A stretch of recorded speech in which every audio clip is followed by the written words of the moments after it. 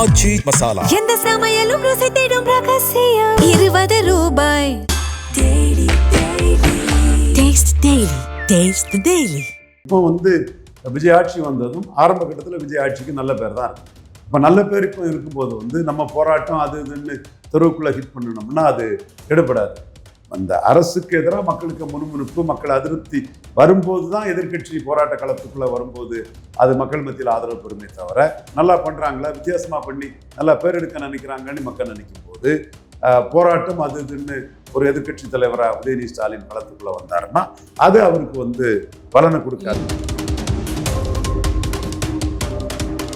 இது இந்த அரசு அமைஞ்சதுல ஸ்டாலின் முதல்வர்னு சொன்னவங்களை வச்சு அமைஞ்ச ஒரு அரசு. இதைத்தான் சட்டசபையில் நீங்க பதவிக்காக கவர்மெண்ட் ஓடுனீங்க, நீங்க பொய்க்கால் குதிரை அரசு அது இதுன்னு சதீஷன் கேரளாவில் இது பண்ண மாதிரி ஒரு இதை உதயநிதி எடுத்து மேலே வரலாமான்னு சட்டசபைக்குள்ள உதயநிதி இதுக்குள்ள ஒரு ஸ்டெப் எடுத்து மேலே வராங்க. பெரிய டிராப் ஆக்டர் திமுக. அப்போ எப்படி அவங்க உரிமை கொண்டாடி இவ்வளோ பெரிய கட்சின்னு சொல்லிக்க முடியாது? தனிச்சுங்கிறதுக்கு பாசிபிளே இல்லைன்ட்டீங்களா? பிற கட்சிகள் வர முடிந்தது, திமுகவில் வர முடியலையா? அப்போ இன்னைக்கு தனிச்சு வரதுக்குள்ள வாய்ப்பு யாருக்கும் இல்லை.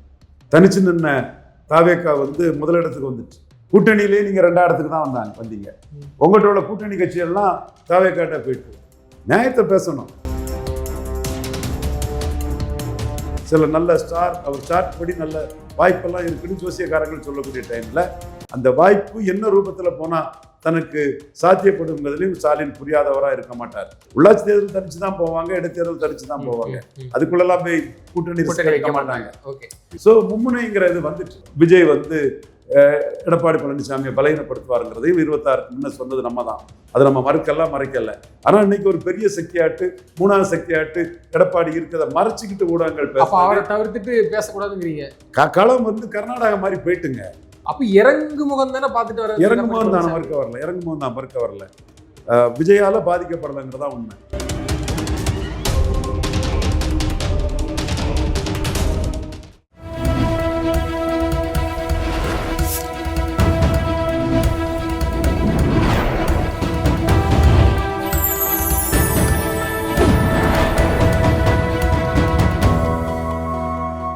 சேனல் 5 தமிழர்களுக்கு வணக்கம். இன்றைய நம்மோடு பேச இருப்பது அரசியல் விமர்சகர் ரவீந்திரன் துரைசாமி அவர்கள். சார் வணக்கம். சார் வணக்கம் தம்பி. சார், தாவேகா ஆட்சி தொடர்ந்து நடந்துட்டு இருக்குது. பல்வேறு சூழ்நிலைக்கு அப்புறமும் இடையில் திமுகவை சேர்ந்த முன்னாள் அமைச்சர்கள் வழக்கும் போடுறாங்க. அந்த இதுவும் நடக்குது. அதை தாண்டி தாவேகா அரசு மேலே ஒரு கெட்ட பேரும் வந்துகிட்டு இருக்கு. அவ்வப்போது டைமிங்ல பார்த்து வெளிவர்ற மாதிரிங்கிறாங்க. நேற்று கூட ஒரு போதை பொருள் மாற்ற ஒரு அமைச்சர் ஏதோ இந்த மாதிரிலாம் இவ்வளவு நாள் வச்சிருந்து வெளியிடுறாங்களா, இல்லை தாவேக்காவுக்குள்ள ஸ்லீப்பர் செல் மாதிரி ஏதோ வேலை பார்த்து திமுகவுக்கு எடுத்து கொடுக்குறாங்களா மாதிரிலாம் தகவல் பரவுது. இந்த போக்கை எப்படி பார்க்குறீங்க? இந்த அரசு மேலே உங்களது பார்வை என்ன சார்? மிக்சட் பேக்கா 50-50 பிளாக் அண்ட் ஒயிட்டாக தான் பார்க்குறேன் நான். பல துறைகளில் அந்த துறை சம்பந்தப்பட்ட அசோசியேஷனில் உள்ளவங்க சொல்கிறாங்க, பதிவு போடுறாங்க. வேம்பு சிறிதர் போடுறாரு, பள்ளி கல்லூரி இதிலேருந்து போடுறாரு. ஸோ இவங்கெல்லாம் சொல்லும்போது அதை நம்ம ஏற்றுக்கிட்டு அதை பதிவு பண்ணுறது தான் நியாயமான பார்வையாக இருக்க முடியும். ரினியூவல் லைசன்ஸ் இதுக்கான அந்த ஃபீ நாணயமான நேர்மையான முறையில் போகுது, லெவி பண்ணப்படலைங்கிற ஒரு கருத்து சம்மந்தப்பட்டவங்க சொல்கிறாங்க. சிஎம்டியிலையும் அந்த மாதிரிப்பட்ட ஒரு கருத்து புல்டர்ஸ் மத்தியில் இருக்குது, பத்திரப்பதிவு துறையில் இருக்குது. இப்படி பல துறைகளில் இந்த மாதிரிப்பட்ட ஒரு கருத்து வர்றது இது ஆரம்ப ஒரு புதுமாடு குளிப்பாட்டின மாதிரி நம்ம ஊரில் சொல்லுவாங்க. ஆரம்ப ஜோர் தானான்னு தெரியல. அது எப்படி தொடர்ந்து இது போனால் நல்லதுன்னு தான் நம்ம பார்க்குறோம். அதில் நமக்கு மாறுபட்ட கருத்து இல்லை. இது ஒரு சாதாரண மக்கள் மத்தியிலையும் கவர்மெண்ட்டுக்கு ஒரு ஆதரவான ஒரு குரல் நம்ம பார்க்க முடியுது. ஆனால் இன்னெஃபிஷியன்சியும் தெளிவாக தெரியுது, திறமையின்மை இன்னெஃபிஷியன்சியும் தெளிவாக தெரியுது, அமைச்சர்களுக்குள்ள சண்டையும் தெரியுது. இப்படி பல உள்கட்சி இதுகளும் தெரியுது. பட் புதிய டீம் புதியவர்களுங்கிறனால நம்ம அதை இன்னெஃபிஷியன்சி இன்னும் எடுப்பிலே அதை சொல்லலாம்னா எக்ஸ்பீரியன்ஸ் கூட அதை எடுத்துக்கிட்டு எக்ஸ்பீரியன்ஸ் ஆவாங்களாங்கிறதுக்கு நம்ம ஒரு வாய்ப்பு நம்ம கணக்கிட்டு பார்க்கலாம். இதுதான் நம்மளோட பார்வையாக நான் வைக்கிறேன். நான் டே 1 6 மாதம் கழித்து தான் பேசணுங்கிற ஒரு கருத்தை சொல்லியிருந்தேன். அதுக்கு முன்னாடி நான் பெரிய அளவு குற்றச்சாட்டுகளை வச்சு நான் பேச விரும்பலை. பட் மாரிதாஸ் போன்றவங்கலாம் சொல்ல குற்றச்சாட்டுகளை இல்ல அந்த ஸ்டாண்டை எப்படி பாக்குறீங்க? அதாவது நம்ம ஒரு விஷயத்த சொல்றோம், அது நேர்மறையா ஒண்ணு அமைஞ்சு போச்சு. ஆனாலும் நாங்க சொன்னது சரிதான், அது எப்படி அமைஞ்சதுங்கிறத தாண்டி அந்த தேர்தல் ரிசல்ட் வந்து அது ஏதோ ஒரு வேலை நடந்திருக்குங்கிறது வெளிப்படையா தெரியுது. ஆனா நம்ம இதுல ஸ்ட்ராங்கா இருப்போம். அதுல மாரிதாஸ் அவர்கள் கிளியரா இருக்கிறாருல்ல, ஆமா அதுல கொஞ்சம் நம்ம பின்வாங்குறதுங்கிறத நம்ம எப்படி பாக்குறது? உறுதியா நின்றுக்கலாம்ல. அப்பவும் இப்பவும் நிக்க ஒண்ணும் தப்பு இல்லை, ஏதோ மாற்றம் வந்து போச்சு, ஆனா நாங்க எங்க இதுல தெளிவா இருக்கோம், இப்படிதான் போகுது, இது இப்படிதான் மாற்றம் வந்துச்சுங்கிறதுல ஸ்டாண்டர்ட்ல இருக்கு. மாரிதாஸ் வந்து ஒரு எதிர்கட்சி ரோலே சகோதரர் செய்றாரு. ஒரு வெளியிருந்து ஒரு எதிர்கட்சி ரோலை அந்த சகோதரர் செய்கிறாரு. பல வித்தியாசமான அணுகுமுறைகளில் அவர் களத்துக்குள்ளே வந்து தன்னோட கருத்துக்களை முன்வைக்கிறாரு. இப்போ பள்ளிக்கல்வித்துறையில் ஊழல் இல்லைங்கிற கருத்து வந்து பரவலாக பேசப்படுது.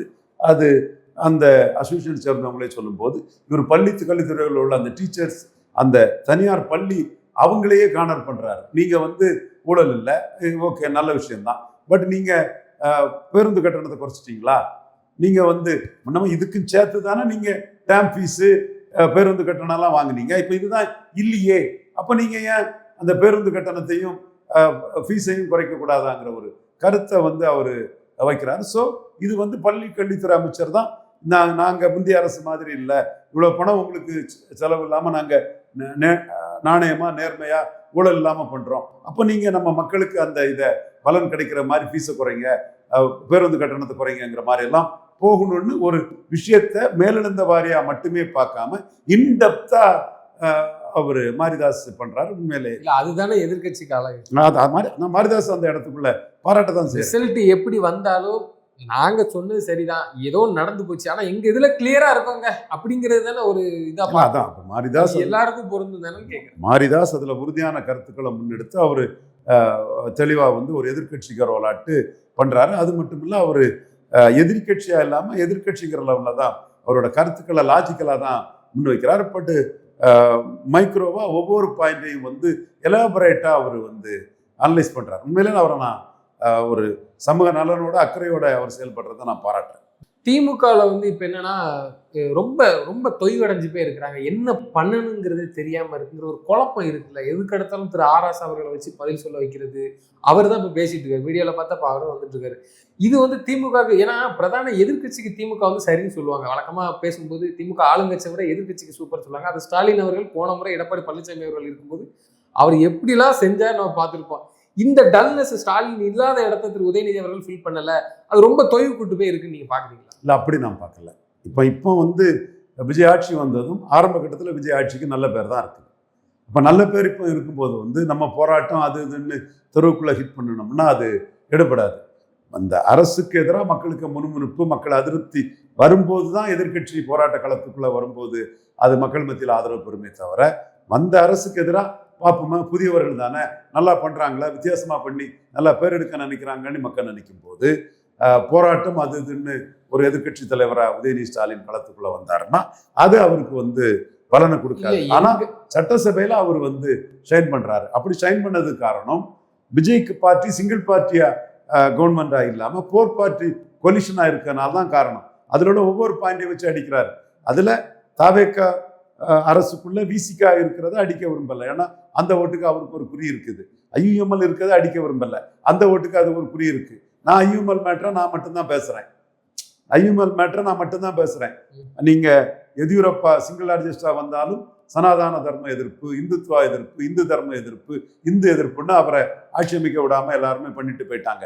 அவரா 3வது வந்தவருக்கு சப்போர்ட் பண்ண வேண்டிய சூழ்நிலை உருவாயிட்டு. கல்யாண் சிங் வந்தாலும் அந்த இந்துத்துவா எதிர்ப்பு, இந்து தர்ம எதிர்ப்பு, சனாதன எதிர்ப்பு, யாரும் சேரக்கூடாதுன்னு இந்த கம்யூனிஸ்ட்காரங்க, இந்து விரோத கம்யூனிஸ்டுகள் வந்து காலி பண்ணிட்டாங்க. அவங்க தான் அந்த கருத்தை உருவாக்கி பண்ணிட்டாங்க. அதே மாதிரி பட்னாவிஸுக்கு, அப்படி பட்னாவிஸ் மாதிரி, எதியூரப்பா மாதிரி, கல்யாண் சிங் மாதிரி வந்த விஜய்க்கு வந்து இவங்க எல்லாமே 13 பேர் ஸ்டாலின் முதல்வர் சேர்ந்தவங்கெல்லாம் சேர்ந்து 4 கட்சி கூட்டணி அரசை ஃபார்ம் பண்ணிட்டாங்க.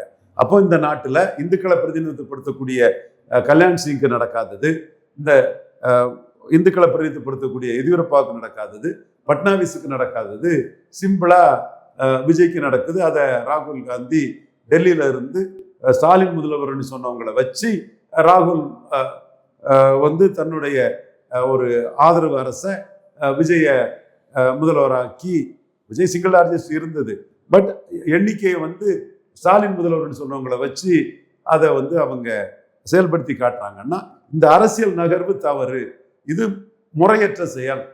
இது மக்களால் ஏற்றுக்கொள்ளக்கூடியது அல்லங்கிறத என்னோட ஆணித்தரமான கருத்தை நான் முன்வைக்கிறேன். அரசு செயல்பாடுங்கிறது நிர்வாகங்கிறது வேற, அதுக்குள்ள சில பாராட்டக்கூடியதை நான் பாராட்டும் போது இந்த அபின்ஷியோ வாய்டு நீங்க இந்த அரசு ஸ்டாலின் மட்டும் தோற்கடிக்கப்படலை, திமுக மட்டும் தோற்கடிக்கப்படலை, திமுகவோடு தோற்கடிக்கப்பட்டவர்கள் காங்கிரஸ், சிபிஎம், சிபிஐ, விசிக, இந்தியன் கூட்டணி கட்சிகள் தான். இப்படிப்பட்ட ஒரு சூழ்நிலையில இந்த அரசு 5 ஆண்டுகளுக்கு முன்பு அந்த அரசை 53 இடங்கள்ல தோற்கடித்த எடப்பாடி பழனிசாமியும் 108 இடங்கள்ல தோற்கடித்த விஜயும் சேர்ந்து ஒரு அரசை விஜய் முதல்வர், எடப்பாடி துணை முதல்வர் அமைச்சாதான் அது நேர்மையான முறையான ஒரு அரசா இருக்கும்.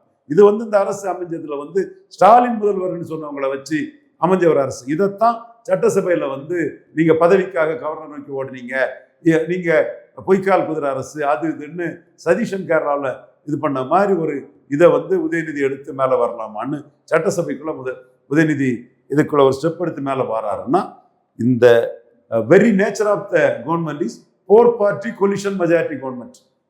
தனிச்சே நிக்கலாம், அதான் நல்ல முடிவு. ஆராசவே அதுக்கு பிளேயர் சொல்லி போடுற மாதிரி சொல்றாரு. நீங்க அதுதான் நல்லது நமக்கு அப்படிங்கிற அது சாத்தியப்படுமா? ஏன்னா கூட்டணியோட பலத்தோட படாது திமுக அது படாது. 77ல நின்னது வேற வழி இல்லாம நின்னாரு, 233 தொகுதியில நின்னாரு. இல்ல அது ஒரு பெரிய பலவீனத்தை அந்த கட்சிக்கு குறிக்குது. ஒரே ஒரு தொகுதியில மட்டும் பொன்னப்ப நாடார் மகன் பொன் விஜயராகவனுக்கு, எமர்ஜென்சி எதிர்த்த பொன்னப்ப நாடார் மகன் பொன் விஜயராகவனுக்கு கிள்ளியூர்ல மட்டும் ஆதரவு கொடுத்தாரு. 233 தொகுதியில முத்தமிழறிஞர் கலைஞர் கேண்டிடேட் போட்டாரு. வேற கூட்டணிக்கு இடம் இல்லாம போட்டார். சொல்லுங்க. இல்ல சார், இப்ப நான் என்ன கேட்க வரோம்னா, தனிச்சு நின்று சரிப்படாது நீங்களே சொல்றீங்க. ஆனா அது அதிமுகவுக்கு பாசிபிள் ஆனிச்சுன்னா அந்த தலைவர் ஜெயலலிதாங்கிற ஒரு ஆளுமை இருந்துச்சு. அதை தாண்டி இந்த பக்கம் கருணாநிதி அவர்கள் கலைஞர் இருந்தாரு, இப்ப ஸ்டாலினும் ஒரு நல்ல லீடரா தான் இருந்தாரு. இது பெரிய டிராபேக் தானே திமுகவுக்கு. அப்ப எப்படி அவங்க உரிமை கொண்டாடி ஒரு பெரிய கட்சின்னு சொல்லிக்க முடியாது? தனிச்சுங்கிறதுக்கு பாசிபிளே இல்லைன்ட்டீங்களா? பிற கட்சிகள் வர முடிந்தது, திமுகவில் வர முடியலையா? அப்போ இன்னைக்கு தனிச்சு வரதுக்குள்ள வாய்ப்பு யாருக்கும் இல்லை. தனிச்சு நின்ன தாவேக்கா முதலிடத்துக்கு வந்துட்டு, கூட்டணியிலேயே நீங்க 2ஆம் இடத்துக்கு தான் வந்தீங்க. உங்களோட கூட்டணி கட்சியெல்லாம் தாவேக்காட்ட போயிட்டு நீங்க தனிச்சு நின்று எப்படி தாவேக்காவை தோற்கடிச்சு விடுவீங்க? நியாயத்தை பேசணும். 35 தாவேக்கா, அது பெரிய டிராபேக். 35 தாவேக்கா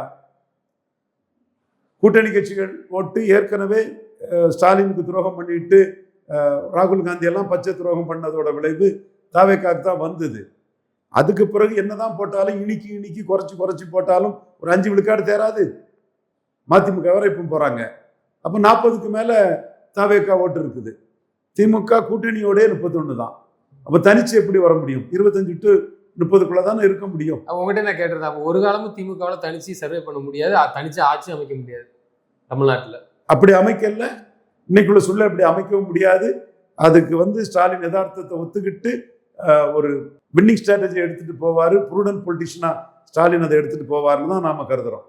ஏன்னா அவருக்கு ஒரு சில நல்ல அவர் சார்ட் படி நல்ல வாய்ப்பெல்லாம் இருக்குன்னு ஜோசியக்காரங்கள் சொல்லக்கூடிய டைம்ல அந்த வாய்ப்பு என்ன ரூபத்துல போனா தனக்கு சாத்தியப்படுங்கிறதுலையும் ஸ்டாலின் புரியாதவரா இருக்க மாட்டார். உள்ளாட்சி தேர்தல் தனிச்சு தான் போவாங்க, இடைத்தேர்தல் தனிச்சு தான் போவாங்க. அதுக்குள்ளெல்லாம் போய் கூட்டணி வைக்க மாட்டாங்க. என்னன்னா அதிமுகவும் ஜெயலலிதாவுக்கு அதிமுகவா இருக்கு.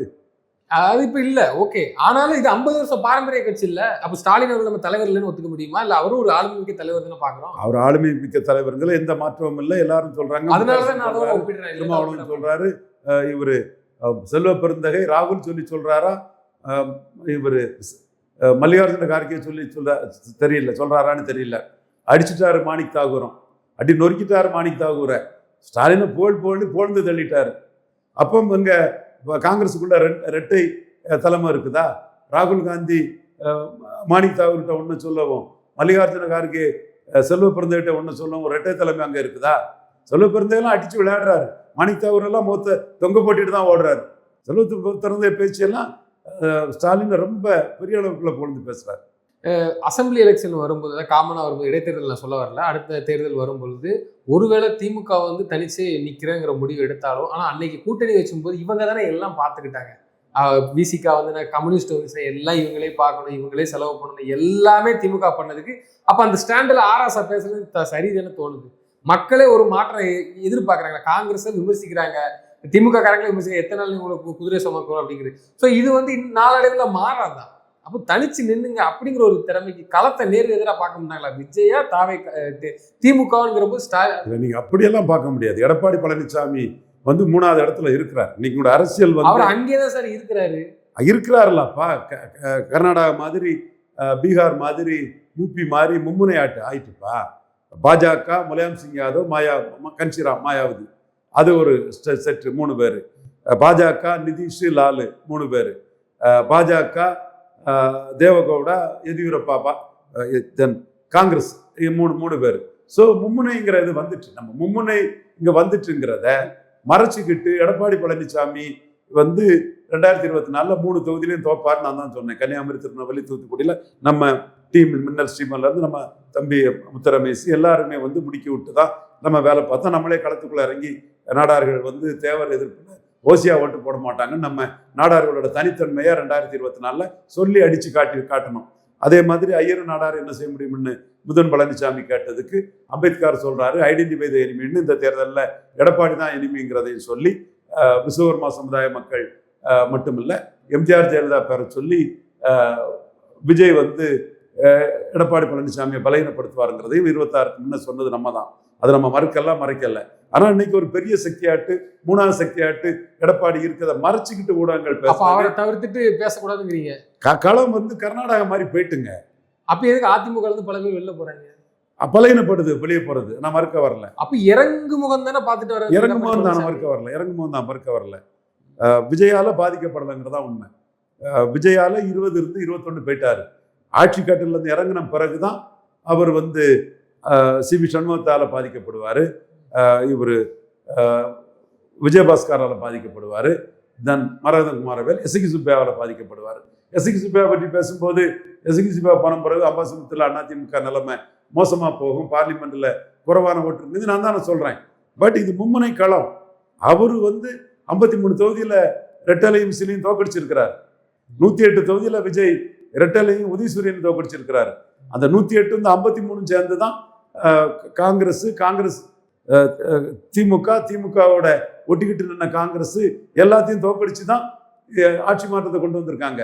ஆட்சி மாற்றத்தை கொண்டு வரக்கூடாது, திமுக ஆட்சியை தொடரணும்னு சொன்ன காங்கிரஸுக்கு சொல்லி வெற்றி பெற்ற ஸ்டாலின் முதல் வெற்றி பெற்ற 5 எம்எல்ஏக்களையும் கம்யூனிஸ்டுகள் ஆதரவுலையும் ஒரு அரசு இருக்கிறது தான் முறையற்ற அரசுங்கிறத நான் ஆணித்தரமா என் கருத்தை சொல்றேன். பட் 1ஆம் இடத்துக்கு வந்த விஜயும் 3ஆம் இடத்துக்கு வந்த எடப்பாடியும் 2ஆம் இடத்துக்கு ஒரு கூட்டணியா ஸ்டாலினை தூக்கி பிடிச்ச காங்கிரஸ் இவங்களெல்லாம் 108 தொகுதியிலையும் 53 தொகுதியிலும் வீழ்த்தி வந்த விஜயும் எடப்பாடியும் சேர்ந்து தான் ஆட்சி அமைச்சிருக்கணும். ராகுல் பண்ணது மக்கள் தீர்ப்புக்கு எதிரான ஒரு அரசை மக்களால் விஜயோட மக்களால் ஸ்டாலினோட சேர்ந்து தோற்கடிக்கப்பட்ட கட்சிகளை வச்சு அரசு அமைச்சிருக்கிறார். விஜய்க்கு மனசாட்சியை இது வந்து உறுத்திட்டு தான் இருக்கும். 4 கட்சி கூட்டணி ஆட்சி தான் இதுங்கிறது. அதுவும் ஸ்டாலின் முதல்வர்னு சொன்ன 13 பேரை வச்சு அவருக்கு ஆட்சிங்கிறது. ஏன் விஜய் என்னன்னு தெரியாமலே 35 விழுக்காடு இம்பாக்ட் வந்து அவருக்கு அது தெரிஞ்ச பிறகு அவர் இன்னைக்கு தனிச்சு வந்து மும்முனை போட்டிக்குள்ள ஏறி வரதுல அவருக்கு என்ன கஷ்டம்? ஏன் அதை தயங்குறாரு? இதுதான் என்னோட கேள்வியா டே 1ல இருந்து நான் வைக்கிறேன். இந்த அரசு 144 பேர் அவர் எல்லாருக்கும் அதிகார பக்கம் கொடுக்கும்னு நினைக்கிறதுல தப்பு இல்லையா? அப்படி கிடையாது. நீங்க ஜெயித்துக்கிட்டு கொடுத்தா அது நியாயம் தம்பி. நீங்க கொடுக்கலன்னா நீங்க நிற்க முடியாது. நீங்க கொடுக்க வேண்டியது எடப்பாடி பழனிசாமி. உங்களை ஸ்டாலின் ஆதரிச்சு ஸ்டாலின் முதல்வர்னு நின்ன கட்சியில மிச்சம் சொச்சம் ஜெயித்தவங்களுக்கு மந்திரி பதவியை கொடுத்துருக்கு. இது என்ன லாஜிக்கு? எந்த ஒரு தர்மம், எந்த ஒரு நியாயம்? அவர் தான் கூப்பிடுறாருன்னா அங்கிருந்து அத்துக்கிட்டு வராங்களா? அவங்களுக்கு அத்துட்டு வராது கூப்பிடுறாருதெல்லாம் 2வது விஷயங்க. நான் சொல்றது ஸ்டாலின் முதல்வர்னு சொன்னவங்களை வச்சு அரசமைப்பது முறையற்ற செயல். ஸ்டாலினை வீழ்த்தின 53 பேர்ல ஒரு 47 பேர் எடப்பாடியை சேர்த்துக்கிட்டு துணை முதல்வர் கொடுத்த அரசமைச்சிருந்தா அது சரியான முறையான நியாயமான செயல் நான் சொல்றேன். இது லாஜிக்கலா சிந்திக்கக்கூடியவங்களுக்கு நான் சொல்றது கரெக்ட்னு தெரியும். கரெக்ட். நீங்க சொல்றது ஒரு நியாயமான கோரிக்கையும் கூட கரெக்டா தெளிவா சொல்லுங்க. எந்த மாற்ற கருத்து இல்லை. ஒரு கட்சியோட தலைவர் ஆட்சி அமைக்கணும், எப்படி வேணாலும் அவர் செயல்படலாம். ஆனால் திமுகவோ லாபம் பெற்ற கட்சி போறவங்களுக்கு அந்த இடத்துல இது வேணும். முதல் கட்டமா அதைத்தானே நம்ம பார்க்கணும். அதுதான் நான் சொல்றேன். அடுத்த மக்களவை தேர்தலில் காங்கிரஸுக்கு மக்கள் மரணடி கொடுக்கணும்னு நான் சொல்றேன். சீமான் காங்கிரஸை எதிர்த்து களமாடுறத நான் பெரிய அளவில் வரவேற்கிறேன். காங்கிரஸோட அந்த துரோகத்துக்கு ஒட்டுமொத்த தமிழக மக்களே காங்கிரஸ் எந்த அணியில் நின்னாலும் அடி கொடுக்கணும். அதனாலதான் இன்னைக்கு காங்கிரஸ்காரங்க மீண்டும் விஜய் கிட்டேயே விளையாட்டு காட்டுறாங்க. விஜய்க்கும் ஒரு பதிவு போடுறாங்க, அதே பதிவை ஸ்டாலினுக்கும் போடுறாங்க. அப்போ விஜய்கிட்ட என்ன சொல்றாங்க, எங்களுக்கு உள்ளாட்சியில் 20 விழுக்காடு வேணும், மக்களவையில் எங்களுக்கு 15-20 சீட்டு வேணும், அதுலேருந்து நாங்கள் ஸ்டாலின்கிட்ட போய் எடுத்துருவோம். இந்த மோசமான ஒரு அநாகரிக அரசியலை தானே காங்கிரஸ் செய்துட்டு இருக்கிறாங்க. அதைத்தானே நான் சுட்டி காட்டி கண்டிக்கிறேன். இப்போ இதே அரசு வந்து ஸ்டாலினை வீழ்த்தின, ஆட்சி கட்டில் இருந்த ஸ்டாலினே அந்த கூட்டணி கட்சிகளை வீழ்த்தின 108 தாவேகாவும் 47 அதிமுகவும் சேர்ந்து அது நியாயமான சரியான பார்வை. உலகமெல்லாம் அப்படிப்பட்ட ஒரு பார்வை தான் எல்லா இடமும் நடக்குது. ஆனால் இங்கே மட்டும் ராகுல் காந்தி ஒரு முறைகேடை பண்ணிக்கிட்டு மீண்டும் அந்த முறைகேட்டை தொடர்றதுக்கு செல்வ பெருந்தகையை தூண்டி விட்டுக்கிட்டு அவங்க ஸ்டாலினுக்கு ஆதரவு ஒரு பதிவு போட்டுக்கிட்டு முழுக்க முழுக்க பேர அரசியலை காங்கிரஸ் பண்ணிட்டு இருக்கு. இந்த காங்கிரஸை ஒழிக்க ஒருவேளை எல்லாரும் கை கூடுறதுக்கான வாய்ப்பு இருக்கா? இல்ல வெளிப்படையா உள்ளுக்குள்ளே கமுக்கமா வேலை பார்க்கறது காங்கிரஸ் எதிர்ப்புங்கிற புள்ளிக்குள்ளதான் நான் என்னோட கருத்தை நான் முன்வைக்கிறேன். மோடிக்கு கருத்தும் பாரசைட் காங்கிரஸ் தான். எல்லாரும் சொல்ல ஆரம்பிச்சிட்டாங்க. ஏன்னா இது பெண்ணு துரோகம் அப்படிங்கிற மாதிரி சொல்றாங்க. இல்லையா நீங்க நியாயமா போறீங்கன்னா ரிசைன் பண்ணிட்டு அடுத்த தேர்தல் நின்று போங்கன்னு சொல்ல வராங்க. கண்டிப்பா கண்டிப்பா. ஸோ காங்கிரஸுக்கு இது ஒரு பாடம் கிடைக்கும்னு நான் நினைக்கிறேன். விஜய் பொறுத்தவரை இப்படி ஒரு ஸ்டாலின் முதல்வர்னு சொன்ன 13 வச்சுட்டு நீங்க ஆட்சி அமைக்கணுமா? அதோட உங்களுக்கு தான் செல்வாக்கு இருக்க. 5 நிமிஷம் பேசியே ஸ்டாலினை தோக்கடிச்சவங்க தானே நீங்க. அப்போ நீங்க ஹெட்டு என்டிஆர் பாணியில களம் இறங்குங்க. உண்மையிலே உங்க வெல்விஷர்ஸ் வந்து ரவீந்திர துரைசாமி ஓப்பனா சொல்லக்கூடிய கருத்தை தான் உங்க இமேஜை பற்றி கவலைப்படக்கூடியவங்க பேசுவாங்கிறது என்னோட கருத்து. So again it is up to Vijay to take the call and decide. Correct. நம்ம திரு விஜய் அவர்களும் சொல்றோம், ஓகே அவர் தான் அப்படி திமுகவில் வெற்றி பெற்றவர்களும் உள்ள எழுதிட்டு வரணும். ஆனால் கூட்டணி பேசவே மாட்டேங்கிற மாதிரி என்ன சார் காரணம்? ஒருவேளை ஐயா ஸ்டாலின் சொன்ன மாதிரி கூட்டணியை நாங்களா போனலாம் சொல்ல மாட்டோம், கலைஞர் கருணாநிதி அவர்கள் காலத்துல இருந்து. ஆனா அவர்களா போனா நாங்க ஒன்றும் பண்ண முடியாதுன்னா அப்போ மைண்ட் முடிவு எடுத்து போற கூட்டணியே நம்ம விமர்சிக்கவே மாட்டோம் அப்படிங்கிறது ஒரு கேள்வியா இருக்குல்ல. விஜய் சொல்றோம் இல்லைங்க, இதுல அவங்க வந்து நான் அதுல சந்தேகப்படுறேங்க. விஜயை எதிரியா பாக்குறாங்க. காங்கிரஸ் விஜய் கிட்ட பேரம் பேசிட்டு போட்டுங்கிறக்காக தான் ஸ்டாலின் வந்து ராகுலுக்கு பிறந்தநாள் வாழ்த்து கொடுக்குறாரு. அது செல்வ பெருந்தகை, ராகுல், செல்வ பெருந்தகை, ஸ்டாலின், மல்லிகார்ஜுன கார்கே இவங்கெல்லாம் ஒன்னா சேர்ந்து தான் அந்த பிறந்தநாள் வாழ்த்தை போட வைக்கிறாங்க. போட வச்சதும் அவர் வந்து விஜய்க்கு என்ன பண்றாரோ அதே இது ஸ்டாலினுக்கும் பண்றாரு. அப்ப 2 வரையும் என்கிட்ட தான் இருக்காருங்க ஒரு தோற்றத்தை அகில இந்தியாவில் கொடுக்க ராகுல் முயற்சி பண்றாரு. இது வந்து அவங்களோட பேரம் பேசும் அரசியல். உள்ளாட்சியரில் வந்தா விஜய்கிட்ட வந்து 20 விழுக்காடு கொடு, 25 விழுக்காடு கொடுன்னு பண்ணக்கூடிய வேலைக்கு தான் காங்கிரஸ் பார்க்குறாங்கன்னு நான் பார்க்குறேன். நிச்சயமா சார். தொடர்ந்து தங்களது கருத்துக்களை பயன்படுத்தி நன்றி.